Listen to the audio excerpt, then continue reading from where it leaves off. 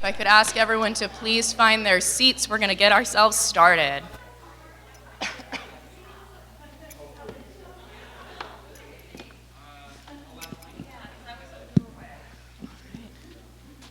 Perfect. Just waiting for the last few people to find their seats before we go ahead and roll into our agenda today.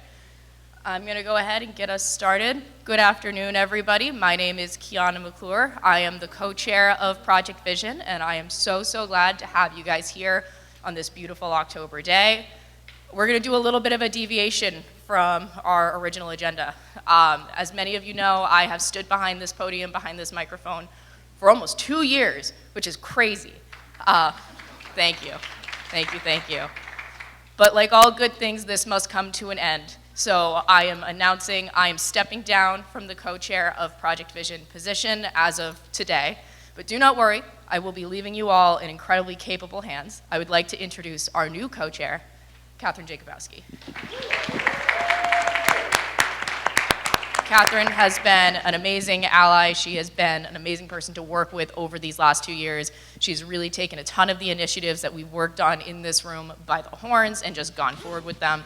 If y'all haven't listened to the Project Vision podcast yet, you're missing out, and you should totally go and listen to it because she's the brain behind it and getting it rolling.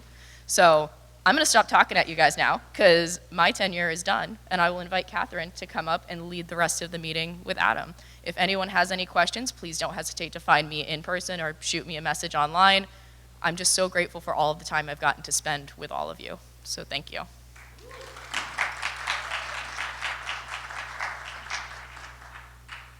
What an introduction. Well, hello everybody. My name is Catherine. I'm a nurse with the health department and I focus on school health.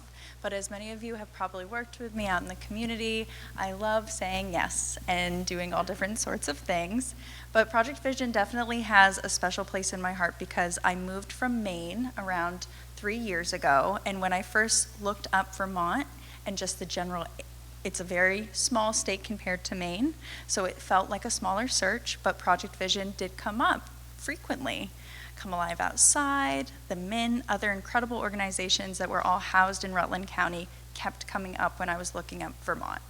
So I applied for jobs all across the state, as far up north as Newport, as south as Bennington, and I ended up in Rutland very thankfully because of the community. So I just want to say, go Rutland, you have made your way all the way to Maine, so a round of applause for Rutland. We love you very much. And so now that you know a little bit more about me, I do see some new faces. So as a tradition, we offer that if this is your first time joining us at the meeting, if you would please raise your hand, we can get a mic around to you and just so you can do a brief introduction for yourself, your name, organization.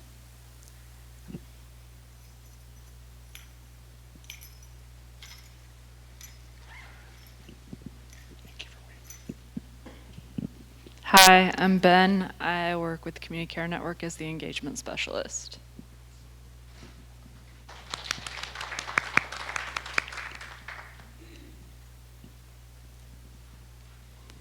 Hi everyone, I'm Bianca McKean. I'm the Assistant Superintendent for Rutland City Public Schools.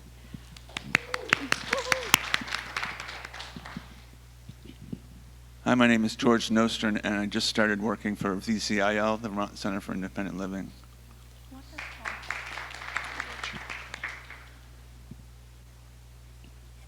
That does it for the new faces, but if any arise, just know this is a monthly thing. We do it every time. I'm not deviating from that.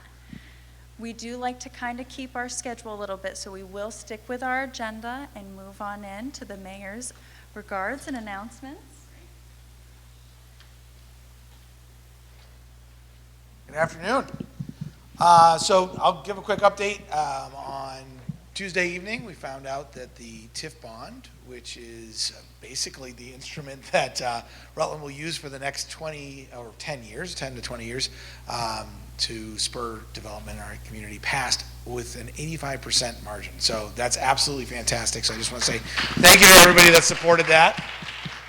It's a big deal, and this is just the first of many projects we hope to see. The way that it works, just to clarify some points, is what everybody voted on was the infrastructure project, or the bonding for the infrastructure projects that the city will do to support the private project of the hotel. So none of that money actually goes into the hotel. It's all for plumbing and getting utilities buried and getting the streets updated, all for the city. That's otherwise things that would need to get done anyway, so we got to actually save you a little bit of money if you're a Rutland City taxpayer. That's the goal there.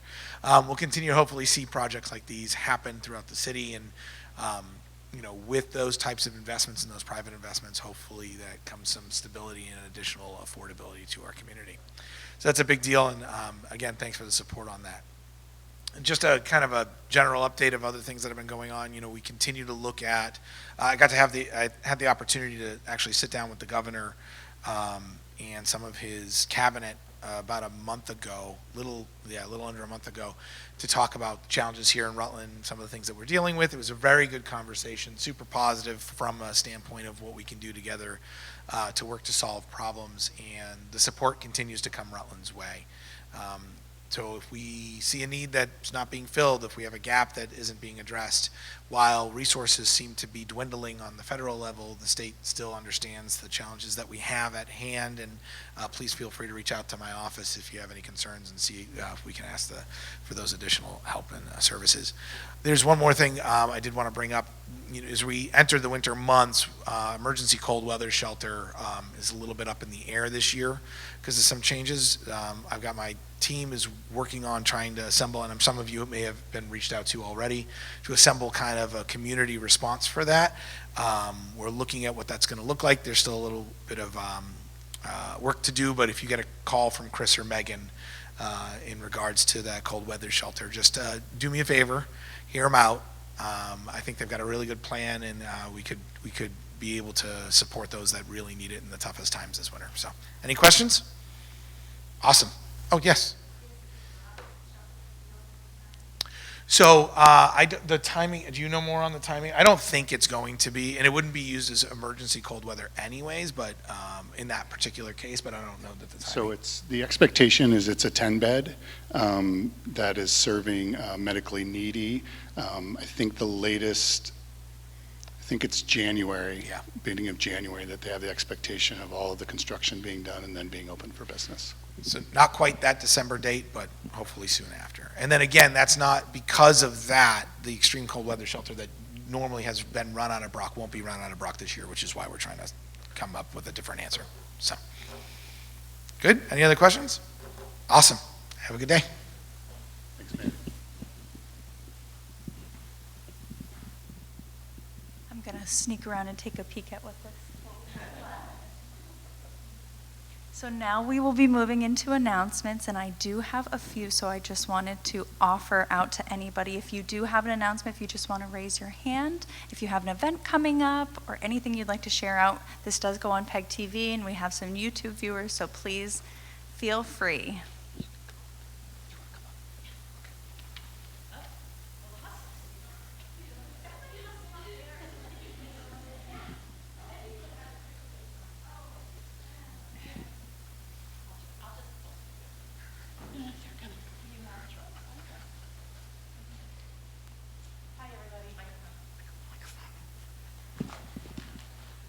Everybody. So Marcia and I just wanted to make a general announcement to everybody in regards to encouraging folks that you serve to vote. It's a big thing right now. During last November's election, 36% of eligible voters voted. Also in the same year, there are 72 million, 72 million persons who are eligible to vote in this country who are not registered to vote. So we are asking that in your organizations, certainly this time of year, with the way that the nation is a little kind of wonky, that those that we serve have the option to share their voice. And it's something that is really, really important for us. If you go to the Secretary of State, just go on their website, you get this great big beautiful package that is free. All the forms, all the information, and a lot of doodads in here that you can share with the persons. It's a private experience between you and the ballot and your philosophy, so it's nonpartisan. It's a right, but it's also a responsibility for us too. We're not just talking about the people that you serve.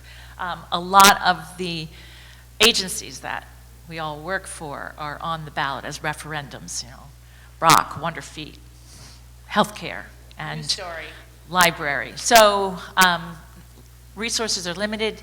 It's dignifying, it's empowering, it gives people a more human experience, and it's engaging. And so we need a lot of brains and hearts to solve these complex problems, and let's just make sure that we're encouraging folks to exercise that right and responsibility. And also have the opportunity to be able to speak their voice and their concerns. As the mayor mentioned earlier with the TIF bond, there's always a low voter turnout in the city, and we really need to think about why?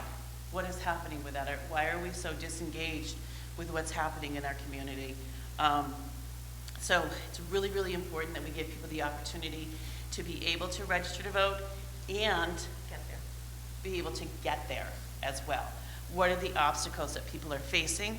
What is limiting or preventing people from going to the polls?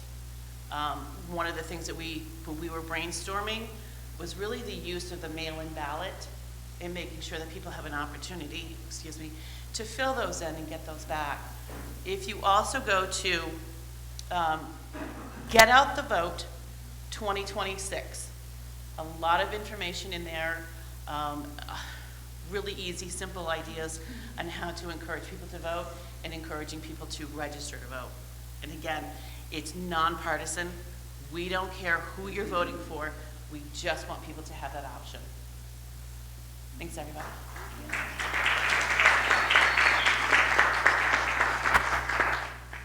Hi, everyone. My name is Sarah Janolfi. I'm the priest at Trinity Episcopal Church, and I'm here letting you know that on Sunday there will be a free classical piano concert at 3 p.m. by pianist Diana Fanning. And I'm especially announcing that here because all of these concerts, not only are they free, but they're also benefit concerts. So we take a free will offering if you can feel as you can give that, and 50% of what is collected goes back into the fund that produces these so we can keep them free. And then 50% goes out into the community. This Sunday's donation will be given to Rutland Neighbors, which is formerly Companions in Wholeness, which is serving some of our most vulnerable neighbors. So this Sunday at 3 p.m., a free classical piano concert by someone who's played all over the world, Diana Fanning, and it'll be a great cause. Thank you.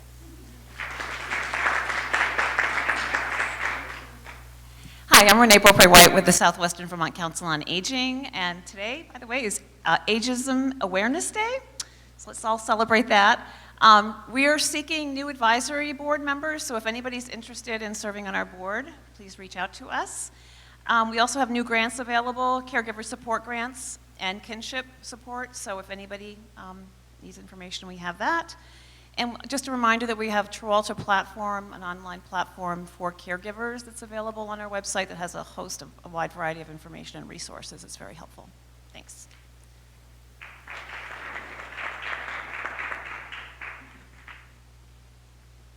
Hi, folks. I'm Jeanette Langston from Social Tinkering, Human Connection Project. We have a lot of events in October. Our website is socialtinkering.org. And on that website, you can find a calendar of our events and a lot more information, in addition to the Social Connections survey that we're running through October 31st that is going to help us identify barriers from people's actual experience in Rutland County that we can work on next year and in the next 3 years to reduce those barriers to connection. We have our usual Gather Together events. We're going to have 2 of those this month. We have our Women's Circle event tonight.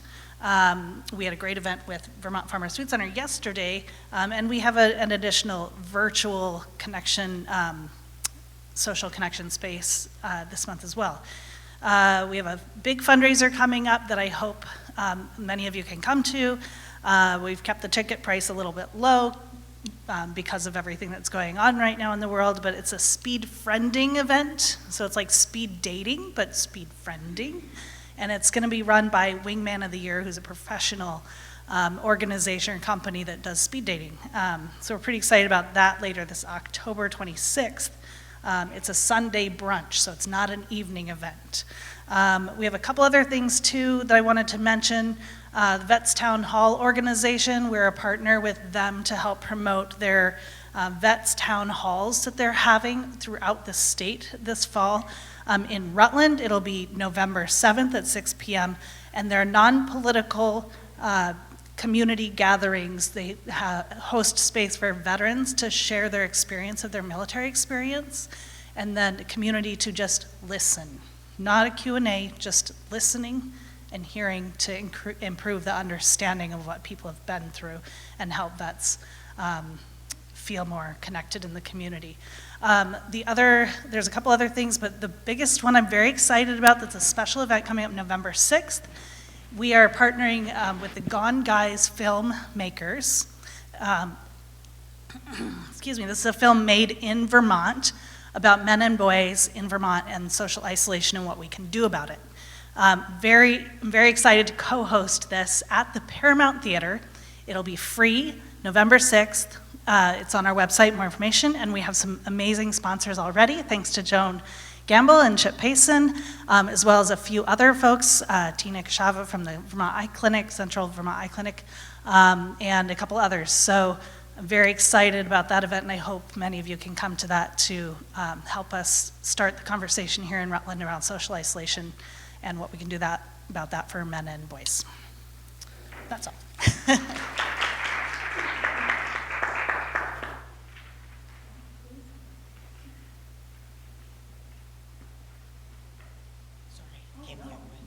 I'm Melissa Van Gilder. I do outreach in the community. This has nothing to do with actually what I do for work. This is just a little branch out of that. I deal with a lot of people in the hotels, so I've all of a sudden become a volunteer for the Feline Connection and helping to foster kittens and dogs. And just so you guys know, they are in desperate need of anybody to help them, support them in any way. They're doing round-the-clock care for hundreds of animals that have been abandoned in the hotels. So just an awareness. Thank you.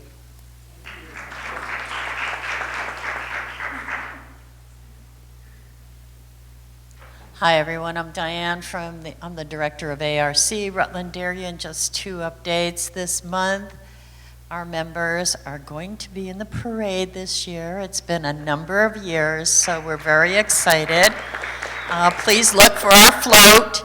The magical animals is what they'll be dressing up as and portraying in their float. And we also have the following day our annual Halloween dance over at the American Legion. That's Sunday from 1 to 4. If anyone's interested and welcome to join us in the dance and food. Thank you.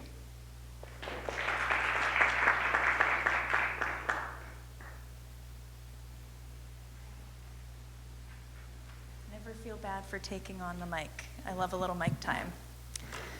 So, as Adam gets this back up, there were a lot of great things that were mentioned that I really appreciate. Community intervention, panels, open Q&As or closed Q&As, and that's kind of what we're hoping that this space could potentially grow into or become or more further incorporate. So we had a lot of feedback from the showcase. Thank you to everybody that filled out the surveys. We greatly appreciate it. And we want to gain a little bit more insight of your take on the showcase, but also how you would like us to be using this time, especially as the audience. It kind of fluctuates between sometimes we get very busy and there's a smaller group, and other times we fill this entire room and it's really exciting and busy. So what we have done is kind of a wellness-based activity. There were several different themes that came up. Volunteer opportunities, hearing from our community partners, getting to ask them questions, and we want to gauge how you would like to see that happen. So if you are somebody who is feeling very motivated and you are ready for an action item to be assigned to you, I would love for you to go over to the north. If you are somebody who is feeling compassionate and you are not looking for a single action item to be added to your list, I would like you to join the South. And you will have to look, I don't remember where I placed those, so you will have to take a peek around. If you are somebody who is feeling very inspired and you are hoping to gain new ideas or you have a lot of new ideas, I would like you to head east. And then if you are somebody who is craving balance and this is a time of reflection and sharing out what's happening in your organizations, I'd love for you to head west. So at each of these, you'll see it's the same questions. I will take all of this information back. I'm happy to report it out to you. But even as we just heard those announcements, how would you like those captured? Do you want what is shared here to then go out on the listserv or on Facebook? Do we want there to be a community calendar housed by Project Vision? Kind of, we are asking very broadly, and this all came from the showcase. So I believe that I have captured that well. If you tend to see folks that are from your subcommittee in the same group, that says that you're in the same place. So this is another way for you to tap in to see where you are burnout-wise too. So be honest, say how you feel. I won't know your handwriting, I promise. And if you need a reminder, come up and ask me and I'll try to point you in the right direction. Adam, do you have anything else? Okay. Oh, I see a question here, Jeanette.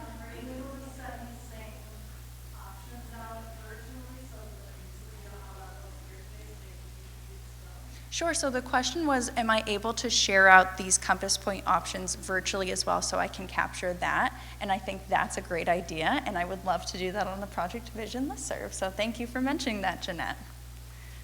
Any other questions while I'm here? Yes, Melissa? Yeah, so that's a great question. What if you want to go in more than one direction? So many of us identify with many of these different points, and that fluctuates. So how you are showing up today in this very moment is where I'd like you to go. And if you are feeling both ready for an action item and very inspired for ideas, head on over to both of them and just feel free to add as much as you want. If you want one person to do the writing, I have Sharpies. If you're concerned about the Sharpie going through, that happens at every time that I use these, I have additional pages so that you don't have to have fear while writing. Okay? It's low pressure. There's no wrong way to do this, people, I promise you. I promise. Okay, I'm gonna give you around 15, 20 minutes to do it. I'll call you back in. I'll talk about some themes that I see, and then we'll eat some pizza. I would be happy to tell you what the questions are. Do you mind if I snag that mic? Yeah. There. So the following questions are, which pillar stood out the most during the showcase? What worked well? What could have been improved? How do you want to learn about events? Through Facebook, Project Vision listserv as just some examples. And then what is your dream Project Vision meeting? Describe it. All right, everybody, I'm gonna go around and just highlight some of the few themes that I've been seeing here. I see lots around volunteering, lots around connection,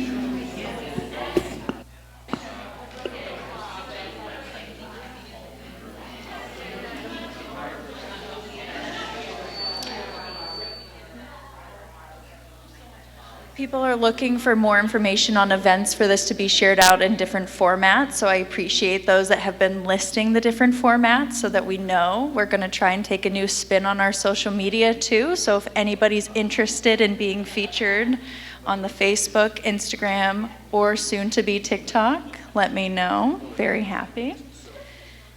Still more listservs, consolidation of information, but something I'm really seeing is fun educational opportunities and maybe mixing up by adding some more games into this meeting time. I love this idea of Family Feud. If any of you have been to the Rutland Family Feud, you'll know that that is extremely engaging, and I am sure that we could tie in the pillars of Project Vision to Family Feud. That sounds like a great idea to me. I'm gonna hop on over. This was a pretty big crowd in the back. I'm hoping that that means there's a lot of ideas, but because there were so many of you, I am gonna say that you identified with inspired. Ooh, I like to see that. So I'm hoping there are lots of nice ideas. Okay, so once again, I'm seeing that there's overlapping of goals, connection is our prevention, and that's how we're going to be able to get through some of these challenges. We need to develop a way to streamline and distinguish our duplicate efforts, and I think that us sharing out each month through a potential panel discussion would be a great opportunity to do that. So we could be highlighting, as the showcase did in 2 minutes, maybe we take 20 and slow down things a little bit and open up discussion so that it's natural. You can feel free, and the public can also ask questions to those organizations as well. And then Dreams are having meetings at different locations. Would anybody like to share? Oh, there's a list. Oh, okay, so CCV, Castleton, RCPS, adult clubs, and other organizations. We also have a centralized list of community service opportunities for intern students and community volunteers that they're looking for, which seems to overlap with Melissa, who shared that we know that the Feline Connection is in need of volunteers, and if we could streamline so all of us are aware of where we need our volunteer efforts to go, I think that we would all be a little more active in the community. I'm going to pop on over here to Jeanette, and if anybody additionally has questions, things I missed, or want to highlight, raise your hand. I'll bring the mic. I was just going to say the volunteering thing is so critical because there's a lot of people that are interested in volunteering but have no idea where to go or where to start. And social anxiety is a barrier to volunteering, but also volunteering significantly improves social connection and helps people thrive. So that online space for sharing both ways would be fantastic with like Google Form signups. I love that idea. So I'm going to put all of these all together. They will go out on the listserv. I would love to do a little Venn diagram of where we're overlapping and share that out next month. But for next month, we are aware that we're going to try to go for a panel with our outreach care team. And so they will be present, have some questions ready for them, or if there are just things that you're hoping to learn a little bit more about, it's a great opportunity to hear from them. I really appreciate everybody's energy and time today. Look out for our emails and events, and enjoy some pizza.